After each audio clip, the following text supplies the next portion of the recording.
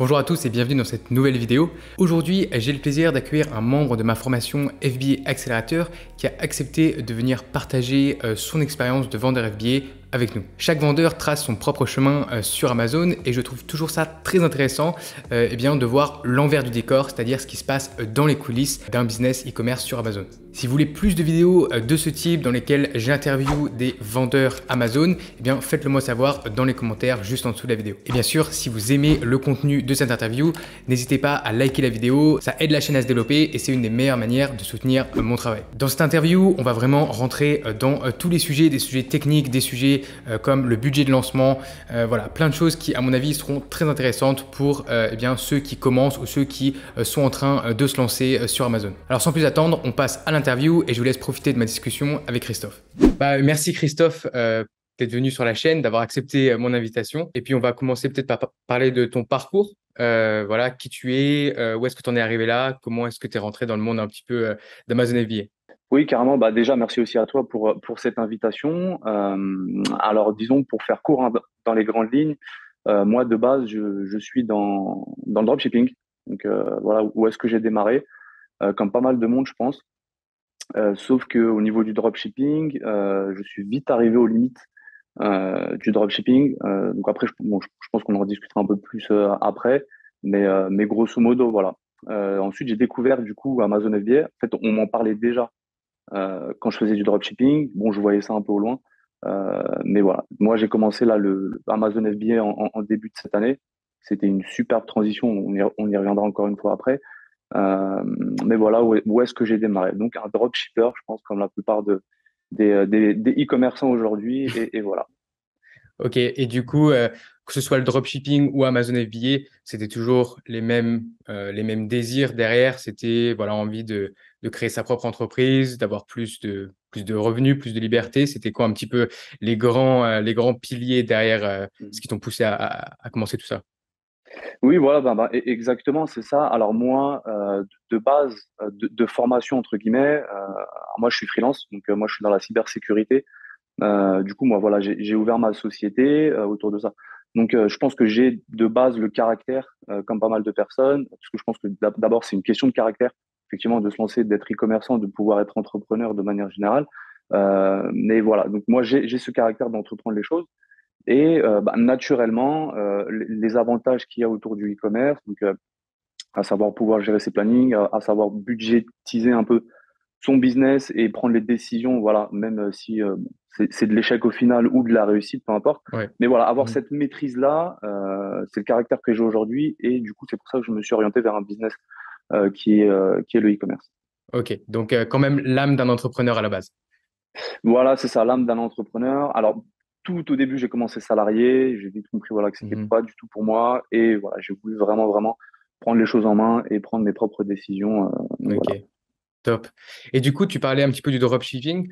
Donc, juste avant qu'on rentre un petit peu plus en détail dans l'aventure Amazon FBA, du coup, qui a commencé cette année, est-ce que tu peux nous en dire un petit peu plus sur ton expérience dans le dropshipping et aussi pourquoi tu as décidé d'arrêter et de te tourner du coup vers Amazon FBA? Ouais, carrément. Alors, moi, je vois trois principales raisons pour lesquelles j'ai arrêté le dropshipping. Alors, donc voilà, j'ai commencé un peu comme tout le monde aujourd'hui, à savoir, voilà, donc prendre une formation, sourcer ses produits en Chine, etc. Sauf que après X heures, X semaines, voire X mois passés dessus à me casser les dents, je suis vite arrivé au bout des choses, dans le sens où j'ai identifié trois principaux problèmes qui sont premièrement le coût de la publicité. Le coût de la publicité, c'était quasiment 80% de mon budget, donc c'était énorme. Ça veut dire qu'arrivé à un moment donné, à chaque fois que je vendais un produit, j'étais en perte, littéralement. Donc, ce qui me fait venir au deuxième problème identifié, c'est passer du temps devant ces écrans à essayer d'optimiser ses publicités, à devenir un expert dans tout ce qui est analyse d'indicateurs, etc. Donc, clairement, j'ai vite compris que je m'étais, entre guillemets, créé un métier. Pour moi, c'est pas du tout le business model que je voyais. C'était au contraire, voilà, faire un gros Ouais. travail au début, puis ensuite laisser tomber les trucs naturellement. Et après, bon voilà, ça tourne quasiment tout seul. Ouais. On a juste à faire voilà un peu d'opération quotidienne et c'est tout. Sauf que là, c'était pas du tout le cas. Dans la réalité, j'étais constamment jour et nuit devant devant mes dashboards que ce soit sur FBA, que ce soit sur FBA, sur Facebook Ads, que ce soit sur Google Ads, etc. J'étais constamment en train de surveiller ça. Parce qu'en plus, du coup, Et c'est non seulement tu dis que tu t'étais créé un métier, mais ce qu'il y a avec le dropshipping et ce que tu es en train d'expliquer, c'est qu'il fallait beaucoup de compétences pour arriver au final à faire tourner la boutique. C'était pas juste ouais, le c'est sourcing, ça. c'était aussi tout le côté Facebook Ads, le côté optimisation analytics c'est un métier en fait. Et exactement, c'est ça. Et en fait, je voudrais même dire que c'est plusieurs métiers finalement.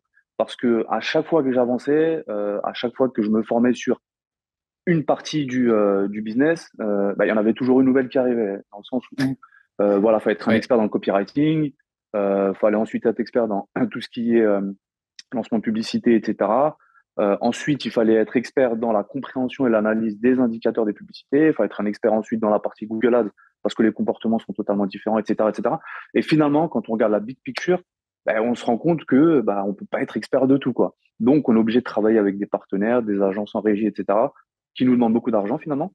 Je me suis rapproché de quelques-unes. C'était à hauteur de entre 2 et 4 000 euros par mois pour du c'est ça, suivi. ouais. Donc, en prenant ça, plus les 80% de budget de publicité, non, Forcément, ça explose. ça explose. Et donc, pour en revenir donc aux contraintes, le troisième point, c'est les clients. Les clients et la qualité du produit. Parce que Et comme on ouais. est en flux tendu, on ne crée pas forcément de stock. Donc, on prend tout voilà, chez les fournisseurs, on les envoie directement chez les clients et le nombre de retours, le nombre.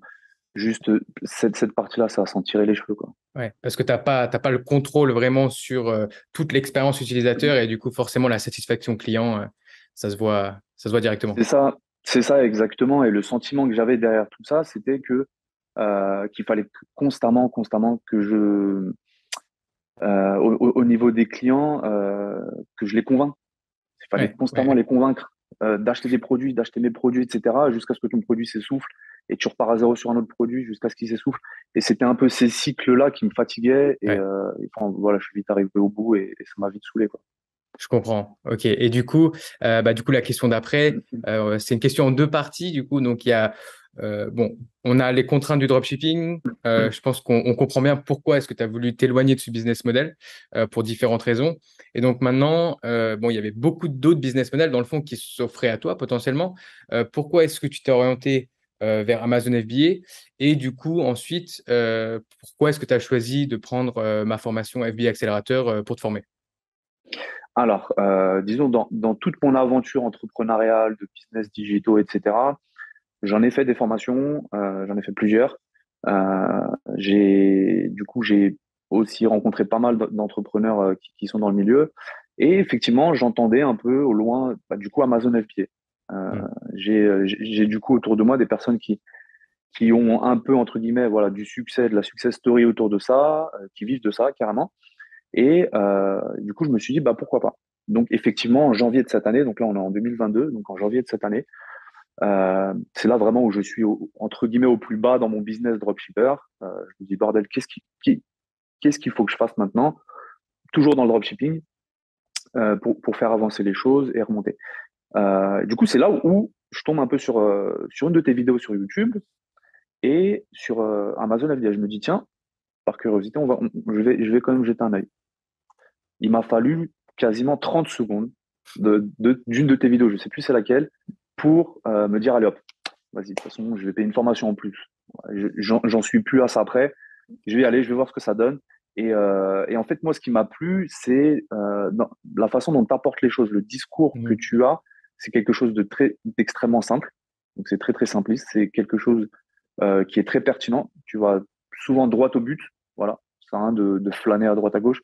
C'est du droit au but. C'est, voilà, il y a des stratégies qui existent. On essaye ça. Et bon, il y a du travail quand même derrière. Mais il y a potentiellement énormément de chances que voilà, on arrive à quelque chose de positif. Donc voilà pourquoi est-ce que je me suis dit en janvier de cette année, je vais pivoter, je vais prendre la formation FBA, on va voir ce que ça donne. OK. Et c'est là où j'ai commencé. Top. Et du coup, là, tu t'es lancé en début d'année. Je sais que pas mal de personnes aiment avoir cette info. Souvent, c'est un commentaire qui revient sur les interviews que je fais. Donc, avec quel budget tu t'es lancé et est-ce que tu te souviens du billet que tu as mis pour la première commande? C'est souvent un chiffre dont on se souvient quand on. Bon, toi, tu faisais déjà du dropshipping avant, mais quand on envoie ce premier gros virement à un fournisseur, on s'en souvient en général.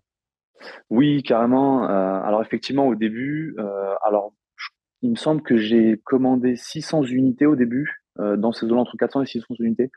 Donc ça équivaut, je suis à peu près à 7 euros par unité. Aujourd'hui, 7,50 € D'accord. par unité. Donc voilà, c'est entre 3 et 4 000 euros pour cette commande quand, euh, bah, quand, quand j'ai passé ma première commande. D'accord. Et du coup, après, ça s'est passé comment? Comment se sont passés tes premiers mois en tant que vendeur Amazon, tout simplement? Alors, comment sont passés mes premiers mois? Effectivement, alors moi déjà pour commencer, quand j'ai pris ta formation, je me suis pas lancé tout de suite, dans le Mhm. sens où j'ai pas commencé à implémenter tout de suite, à ouvrir mon seller central, etc. Je me suis d'abord très très bien préparé parce que je pense que, comme on dit, une bonne préparation, voilà, on a plus de chances de réussir derrière que ne pas se préparer et vouer plutôt à l'échec. Et Ouais. du coup, je me suis pris 3 mois. Donc, je me suis pris 3 mois dans les dents, où jour et nuit, effectivement, je chapeautais ta formation constamment, constamment. Et une fois que je me suis senti prêt, que je suis arrivé au bout de cette formation, c'est là où est-ce que j'ai commencé à implémenter. Ok. Donc typiquement, j'ai commencé vers février la formation, donc février, mars, avril, jusqu'à avril, mai, j'ai pas touché Amazon, j'ai mangé que de ta formation. Entre mai et juin, c'est là où j'ai commencé voilà, à passer la première commande, etc., à mettre en place les choses. Et c'est juin où j'ai vraiment, vraiment commencé à vendre sur Amazon. Ok. Donc, à partir de là, c'est vrai que j'ai eu pas mal de déboires, dans le sens où voilà, j'ai eu pas mal de surprises, mais Ouais. bon, après en tant qu'entrepreneur, on y est préparé. Ouais, c'est un petit peu ça la vie d'entrepreneur dans tous les cas, c'est de trouver des solutions à des problèmes. Il y aura toujours des problèmes, toujours des challenges. Et donc du coup, donc toi tu t'es lancé du coup en juin. Bon, je connais un petit peu de quelques challenges qui te sont arrivés, mais quels ont été les plus gros challenges pour toi à partir de juin jusqu'à maintenant? On enregistre cette vidéo, on est mi-septembre. Alors les plus gros challenges, on va dire les périodes les plus stressantes, du coup pour moi, ça a été la rupture de stock. La Ok. rupture de stock à 2 reprises, effectivement, malgré une bonne préparation. Autant on peut pas savoir si son produit va marcher, autant on peut pas savoir si son produit va exploser. Donc Ouais, du c'est coup, ça. c'est ça, ouais. Malgré que voilà, parce qu'en plus, effectivement, tu m'as à disposition de très bons moyens, de très bons outils dans la formation, qui est d'anticiper la rupture de stock, qui est de gérer un peu tout son stock et que des situations comme ça finalement n'arrivent pas. Mais quand ton produit rencontre entre guillemets un petit succès, bah du coup tous tes chiffres, voilà, ils vont 2 fois plus vite. Donc, Oui. je me lance en juin, et après quelques semaines, en fait, bah, mon produit, il se vend très, très vite. Il se vend extrêmement vite même. Les Tu chiffres faisais, tu que... faisais combien environ? Alors, moi, j'avais prévu à peu près pour les premières semaines entre 20 et 30 unités vendues. Voilà, en étant Par, optimiste par, par, par semaine. euh, par semaine, d'accord. Ouais, entre 20 et 30 unités vendues par semaine. Puis après, au bout de, il me semble, c'était 2 ou 3 semaines, il y en avait plus de 50 qui partaient. C'était n'importe quoi. En fait, j'avais atteint les chiffres de septembre, je les avais atteints fin juin. Ouais. C'était donc, malgré que voilà, j'augmente les prix, je crois que j'ai augmenté les prix jusqu'à un peu plus de 10 euros par produit, mais ça 10 change euros en absolument rien. plus de ce que tu avais Ouais, prévu. Ouais, c'est d'accord. ça, 10 euros en plus de ce que j'avais prévu. Et à chaque fois que je me connectais sur mon seller, je regardais, je disais, bordel, encore des ventes. Encore des ventes. Et Bon, c'est c'est plutôt un bon encore, problème à ouais, avoir dans le fond. exactement. C'est un bon problème à avoir dans le fond. Sauf que voilà, en tant que entre guillemets débutant du business, on se dit bon, il y a la rupture qui arrive. Comment est-ce que au niveau du ranking, comment est-ce que ça va se Bien sûr. comporter? Est-ce qu'on va dégringoler? Est-ce qu'on va devoir se repréparer encore pendant 3 mois, etc. Donc voilà. Donc quand c'est la première fois qu'on expérimente cette rupture, voilà, on est très très stressé. Et donc là, pendant ces moments-là, donc j'imagine que tu as fait quand même un très bon lancement. Tu as dû utiliser des bons outils, des bonnes stratégies pour lancer parce que c'est pas anodin quand même qu'un produit commence à décoller aussi vite après quelques semaines à peine. Donc, comment ça s'est passé du coup? Bon, on sait que probablement tu avais compris comment lancer le produit, même un peu trop. Donc, du coup, tu étais en rupture de stock. Bon, c'est comme ça. Quand on lance un nouveau produit, ça peut être compliqué d'arriver à estimer quand même avec certitude combien d'unités on va vendre par jour ou par semaine pendant les premières semaines. Une fois qu'on a un petit peu plus d'expérience, bah, on peut ajuster, on peut estimer un peu mieux. Mais c'est vrai qu'au début, bah, là, au final, il y avait peut-être plus de demandes que tu espérais, ou le produit a juste eu un plus gros succès que ce que tu avais estimé, parce qu'on essaie, peut-être tu avais été un petit peu conservateur aussi. Et au final, comment ça s'est passé? Du coup, comment tu as géré la rupture de stock? Comment ça s'est passé ensuite quand tu as fait un relancement, on va dire, une relaunch? Alors, comment est-ce que je m'y suis pris? Alors, bah, déjà, contacter le fournisseur. Moi, alors, je bosse avec un sourceur en Chine, pour le coup, de par l'historique que j'ai en dropshipping. Bien sûr. Donc, du coup, voilà, j'ai entre guillemets une petite équipe, mon sourceur et le freight forwarder. Donc, voilà, j'ai mis tout le monde autour de la table. Il faut qu'on prépare des unités. Combien d'unités on peut préparer en 10 jours?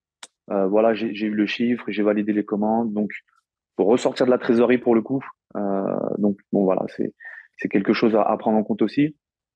Et voilà, donc mettre la pression un peu au sourceur et pour que lui mette la pression derrière au fournisseur pour voilà qu'il livre très très vite. Ensuite, bah, l'envoi en express via, moi je passe par UPS, donc l'envoi en Ok. express de ces cartons et du coup ça aussi c'est un billet qu'il faut prendre en compte parce que là au niveau des prix on est un peu plus cher.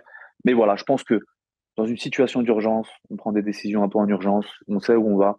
Et si tout est contrôlé, tout est maîtrisé, je pense que voilà, pour la suite, ce serait pas problématique. Donc voilà comment est-ce que j'ai géré C'est sûr. ce Et puis premier. de toute façon, il faut voir ça comme un investissement.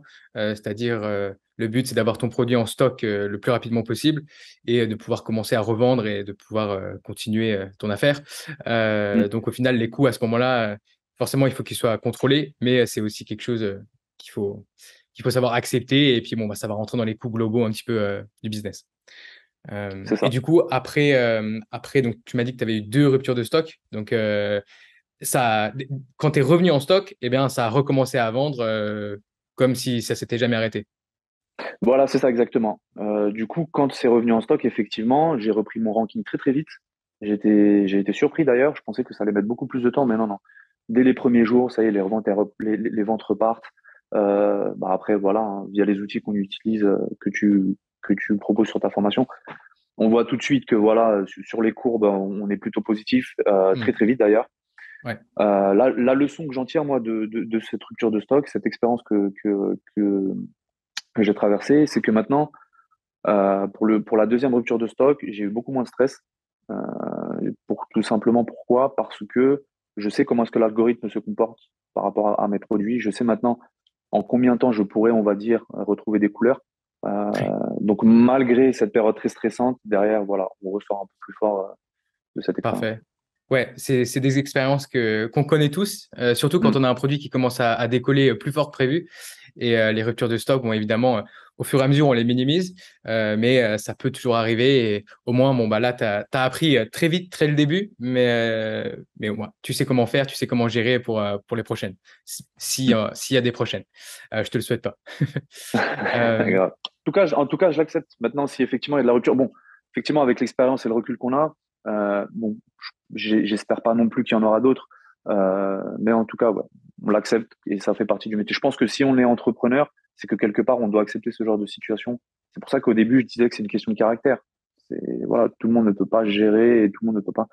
absolument. Mais voilà, ça nous, ouais, donc voilà. Absolument. Derrière tous ces gros chiffres et toutes ces boutiques qui génèrent des dizaines ou des centaines de milliers d'euros, il y a pas mal de stress, pas mal de préoccupations et aussi beaucoup de travail. Parfois, on oublie de le souligner, mais ça reste quand même la réalité du quotidien d'un entrepreneur. Et quand on fait du e-commerce, du Amazon FBA, c'est exactement la même chose. Et du coup, bon, on va parler. Enfin, j'aimerais juste que tu nous partages très rapidement, pour donner une idée un petit peu aux gens qui nous écoutent, quels sont les chiffres que tu fais en ce moment, que ce soit en termes de vente, en termes de revenus, et puis aussi peut-être ta rentabilité en pourcentage. Tu te situes dans quel niveau environ? Ouais, carrément. Alors, en chiffres, je suis entre 200 et 500 euros par jour. Ok. Grosso modo, je suis là sans vraiment avoir optimisé quoi que ce soit. Alors, effectivement, je me suis beaucoup attardé sur le branding. Je pense que c'est Mhm. quelque chose de très important. Parce que voilà, aujourd'hui sur Internet, bah, les gens ne peuvent pas essayer. Donc, ce qu'ils voient, c'est les photos, les illustrations, les vidéos. Donc, pour moi, c'est quelque chose qui est essentiel. Donc, j'avais un budget autour du branding que j'ai optimisé. Mais sinon, en termes de publicité, en termes de copywriting, là, je suis en train de faire des tests en ce moment. Mais sinon, sans réelle optimisation, je tourne entre 200 et 500 euros dans les meilleurs jours, Ok, par jour, stable. Ça veut dire que c'est tous les jours comme ça. très bien. Euh, Là, je rentre entre guillemets en phase de test pour D'accord. le Q4. Voilà, j'aimerais bien tester plusieurs choses que je suis en train de mettre en place. Et du coup, bon, on verra les résultats après. Excellent. Autrement, ouais, du coup, je pense que c'est assez positif. Autrement, je suis aussi en train de mettre en place mes objectifs pour l'année prochaine, parce Ok. que c'est bien beau d'avoir un produit qui vend, mais c'est mieux d'en avoir plusieurs et de solidifier, cristalliser un peu tout ça. Donc voilà Ouais. où j'en suis aujourd'hui. Ok. Bon, je reparlerai peut-être de tes objectifs en fin de vidéo parce que c'est toujours super intéressant de savoir un petit peu comment tu vois la suite. Mais je voulais juste te demander, donc là, tu parlais de branding, tu as un produit qui a décollé, donc tout le monde se demande, mais qu'est-ce qui a fait que ça a décollé? Qu'est-ce qui a fait que par rapport à d'autres voilà, ça met plus de temps à décoller ou parfois ça décolle jamais, il y a des gens qui galèrent. Quels sont pour toi les facteurs, les ingrédients qui ont contribué au succès de ce produit, au fait qu'ils soient en rupture de stock deux fois de manière si rapide et qu'ils reprennent des couleurs aussi vite? Ouais, alors bah du coup, super transition effectivement par rapport au branding. Bah du coup, pour moi, je pense que c'est l'une des clés. C'est clairement le branding. Il faut pas, voilà, faire l'égoïste sur son budget par rapport à ça. Même s'il faut, voilà, même si on prend un peu plus de temps dans la préparation, on n'a pas encore sorti son produit, mais on prend un peu plus de temps sur, bah du coup, son produit, le personnaliser, bien définir les couleurs, les tailles, etc. Bon après ça dépend des produits. Mais voilà, vraiment faire un focus dessus au début et même s'il n'est pas parfait, c'est pas grave. On le lance, on voit à peu Ouais, près le comportement qu'il a et on ajuste au fur et à mesure. Moi, typiquement aujourd'hui, dans mon produit, il y a deux produits dans un. C'est-à-dire qu'il y a un produit, il y en a un autre qui est complémentaire, sauf que bah, aujourd'hui, clairement, au niveau des fournisseurs, ça n'existe pas. Donc, du coup, je suis obligé de d'accord. travailler avec deux fournisseurs différents pour Mhm. ensuite les intégrer dans le même packaging, pour ensuite tout envoyer dans les entrepôts d'Amazon. Ça Ouais, demande un peu plus de travail, ça demande entre guillemets un peu plus de budget. C'est pas non plus fou, mais ça demande un peu plus, voilà, de rigueur ouais, autour bien de sûr. ça. Et je trouve que voilà, au final, le jeu en vaut la chandelle. Donc, je pense qu'il faut penser plus long terme que tout de suite se précipiter vite. Il faut que je lance un produit. Parce que c'est vrai qu'on a, voilà, en voyant les vidéos un peu sur YouTube, voilà, les personnes elles ont des grosses voitures, les lifestyles qu'ils ont, etc. Et ça rend un peu impatient les gens, clairement. Totalement. Donc, ils veulent faire tout et n'importe quoi dès le début et ils confondent beaucoup vitesse et précipitation. Ouais. Et ils délaissent des trucs comme le branding. Non, je suis totalement d'accord avec toi. Et puis, bah, je pense que, de toute façon, l'histoire nous l'a montré que tu as raison au final d'avoir investi dans ton branding, d'avoir été patient et d'avoir cette vision long terme. Parce qu'au final, pas mal de gens qui me contactent et qui me demandent des conseils parce qu'ils ont un produit qui bat un peu de l'aile, souvent, eh ben, ils ont exactement fait l'inverse de ce que tu as fait, c'est-à-dire qu'ils n'ont pas assez travaillé le branding, ils n'ont pas assez travaillé la personnalisation, l'amélioration du produit. Alors que toi, eh bien, forcément, ça t'a pris plus de temps, ça t'a coûté plus d'argent, mais au final, le résultat est là, c'est-à-dire que tu as un produit qui cartonne. Donc, essayer comme tu as dit, de garder son budget, de ne pas dépenser sur des choses aussi cruciales que ça aujourd'hui en e-commerce, c'est extrêmement risqué. Au final, les gens pensent parfois qu'investir dans le branding, c'est ça qui est risqué, mais non, c'est ne pas investir dans le branding, ne pas faire une recherche produit et voilà, vraiment créer une bonne offre. C'est ça qui est risqué. Ouais, C'est pas l'inverse. c'est vrai. Exactement, ouais, je te rejoins tout à fait dans ça, ouais. Donc, le conseil que j'aurais à donner, c'est effectivement prendre son temps, en tout cas sur la partie. Alors, pour resituer un peu, voilà, au niveau des débutants, tout ce qui est branding, ça va être bah, la marque finalement qu'on va construire, l'environnement qu'on va construire autour de son produit, à savoir bah, les images, le logo, le nom de sa marque, le packaging qui est personnalisé en fonction de ses goûts, ses couleurs, etc. En fonction de la niche aussi. Donc voilà, c'est vraiment tout ça qu'on appelle aujourd'hui le branding. Et avoir quelque chose de professionnel, pas quelque chose Carrément, ouais, digne d'un amateur. Et ça, c'est ouais. important. Avant-dernière question, sur justement tes objectifs. Aujourd'hui, tu es entre 200 et 500 euros par jour. Bon, vu le Q4 qui arrive et vu ta dynamique et ta lancée, on peut imaginer que ça va continuer de grandir. Mais comment est-ce que tu vois les 6 prochains mois, les 12 prochains mois, peut-être même plus, si tu as déjà une vision à plus long terme. Comment est-ce que tu vois ça en termes de chiffres, en termes de, de lifestyle, de travail? Quels sont tes objectifs? Alors, on va commencer par les objectifs court terme et moyen terme. Là, je suis sur, on va dire, deux scénarios distincts que j'aimerais bien mettre en place, que je vais mettre en place d'ailleurs. Donc, le premier, ce serait d'étendre ma gamme, du coup.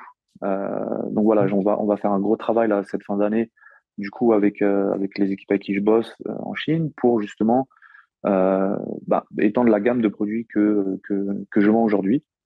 Un produit, c'est bien, plusieurs produits, c'est mieux, et ça reste toujours plus sécurisé. Donc, Donc, sous la premier même scénario, marque. sous la même marque, exactement, ouais. J'aimerais bien vraiment presser le jus de cette niche jusqu'au bout. Et, Ouais. euh, et du coup, donc voilà, j'ai envie de rester concentré dessus dans un premier temps. Et en parallèle de ça, j'aimerais bien, en tout cas pour 2023, ouvrir des nouvelles marketplaces. Ça D'accord. commencerait par en Europe déjà, parce qu'aujourd'hui, je suis uniquement en France. J'aimerais bien tester un peu, bon, faut que je fasse les analyses qui vont bien, mais j'aimerais bien tester l'Espagne, l'Allemagne, la Belgique, pourquoi pas. Voir à peu près, voilà, si je peux avoir de la croissance sur ça pour avoir un objectif un peu plus moyen terme sur les États-Unis. C'est vrai que quand tu as un produit comme toi là qui cartonne, un produit qui marche, les clients sont satisfaits, ça serait dommage de s'en priver, d'aller lancer le produit sur les autres marketplaces européennes, pourquoi pas les États-Unis, et de faire un vrai carton avec, quoi. Voilà, c'est ça exactement. Et puis, avec la facilité qu'on a aussi sur Amazon, de pouvoir, avec les programmes qu'Amazon propose, donc le Ouais. Pagno et la prise en charge des TVA, etc. Donc, je me dis, voilà, ce serait dommage un peu de s'en priver parce que c'est eux, en réalité, c'est Amazon qui fait le plus gros du travail. Nous, Ouais. on est juste là, voilà, en tant que revendeur, à mettre en place deux, trois choses. Mais Il y a un voilà, petit peu, il y a un petit peu d'admin, il y a un petit peu de déclaration et de paperasse, mais dans le fond, c'est quand même Amazon qui fait le gros du travail. Nous, voilà, on n'a oui. pas grand-chose à faire. C'est ça, exactement. Donc, je me dis pourquoi s'en priver. Donc, allez hop, on n'a rien à perdre non plus. Et puis, je trouve que voilà, si vraiment aujourd'hui, parce que moi, je suis vraiment dans un objectif de croissance à moyen long terme, donc je trouve que naturellement, voilà, le parcours se décide comme ça. Et puis, j'aimerais à terme, Ouais. effectivement, viser Amazon USA. Ok. Top.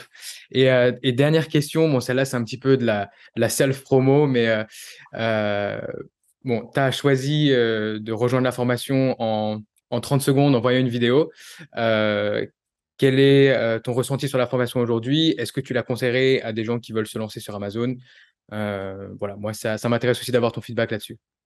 Oui, bah alors carrément, franchement, je pense que voilà, t'es en train de prêcher un converti, mais oui, oui, je suis carrément dans. Parce qu'en fait, la formation, moi, ce qui me plaît vraiment, c'est comme je l'ai dit au début, c'est vraiment la simplicité de la chose. Tu vas vraiment au bout des choses et Mhm. les mises à jour que tu apportes aussi, je trouve que c'est un plus parce que voilà, le monde d'Amazon, c'est un monde qui est très très dynamique. Ce qui existait en début d'année, aujourd'hui, ça y est, ça a changé, ça a évolué.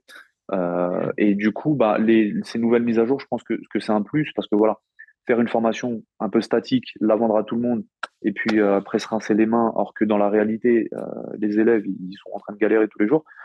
Non, je trouve que ça, c'est pas du Mhm. tout, c'est pas du tout cool. Toi, à contrario, voilà, t'es plus quelqu'un. En plus, ce qui est bien, c'est que tu parles vraiment de tout le panel entrepreneurial. C'est-à-dire que tu parles de la fiscalité jusqu'à comment sourcer ses produits en Chine et les Ouais. envoyer ici. Donc oui, je recommande ta formation sans problème. Bah, écoute, merci pour ton feedback là-dessus, Christophe. Merci aussi pour ton retour d'expérience sur un petit peu ton parcours sur Amazon, sur voilà, d'avoir partagé tes chiffres, les challenges que tu as vécu, que tu as surmontés, mais aussi voilà, un petit peu les facteurs qui ont contribué au succès, en tout cas, de ton premier produit. Donc, félicitations déjà de t'être lancé, d'avoir fait décoller le premier produit. Bon courage pour la suite et on se voit très vite dans le mastermind. Ça marche. Bah, du coup, merci à toi aussi, hein, parce que faut te remercier effectivement pour la qualité de la formation que tu as fournie, parce que sans cette formation aujourd'hui, j'en serais pas là. Bon, quoique j'en suis qu'à mes débuts, mais j'en serais pas là non plus. Donc, merci aussi à toi et puis pour tout ce que tu fais. Et puis effectivement, on se retrouve sur le Mastermind. Top, super. À bientôt, Christophe. Salut! J'espère que vous avez apprécié le contenu de cette interview et que le parcours de Christophe servira de motivation au lancement de votre propre business FBA. Si vendre sur Amazon est quelque chose qui vous intéresse, et j'imagine que oui, si vous êtes là, eh bien, j'ai créé un guide de démarrage gratuit qui contient 6 ressources avec des PDF, des tableaux Excel, avec des mind maps pour vous aider à vraiment bien comprendre tout l'univers d'Amazon FBA, comment fonctionne ce business model et à quoi vous attendre avant de vous lancer. Donc n'hésitez pas à le télécharger, c'est juste en dessous, ça sera le premier lien dans la description et c'est gratuit. Bien sûr, si vous avez aimé cette vidéo, mettez un like, mettez un commentaire juste en dessous pour envoyer de la force. Et sur ce, on se retrouve très vite pour une nouvelle vidéo sur Liberté Digitale.